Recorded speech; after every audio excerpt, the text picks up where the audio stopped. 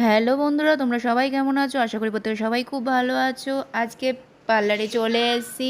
সামনে তো পুজো চলেই আসলো, সেজন্য চুলটা আজকে ব্যবস্থা করতে চলে আসলাম। অনেক দিন ধরে ইচ্ছা করছে চুলটা কাটবো আর কালার করব। তা যেই ভাবনা সেই কাজ।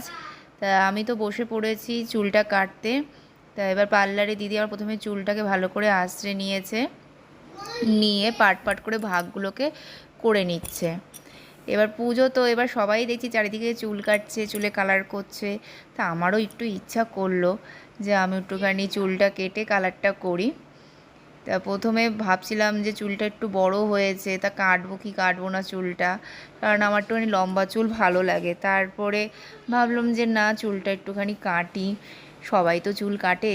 তা আমিও ভাবছি না, একটুখানি এবার পুজোতে একটুখানি চুলটা কাটি। গেল বছর পুজোতে আমি চুল কাটিনি, এবার পুজোতে আমি চুলটা কাটছি। ফাইনালি আমার চুলটা দেখো কাটা হয়ে গেছে। চুলটা কীরকম লাগছে কেটে তোমরাই বলো।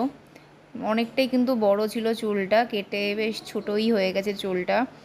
তা ভাবছিলাম যে যা, চুলটা অনেকটা ছোট হয়ে গেল, থাক গিয়ে, তাও আমার ভালো লাগছে। কিন্তু তোমাদের কীরকম লাগছে তোমরা কিন্তু অবশ্যই কমেন্টে জানিও চুলটা কীরকম লাগলো কাটাটা।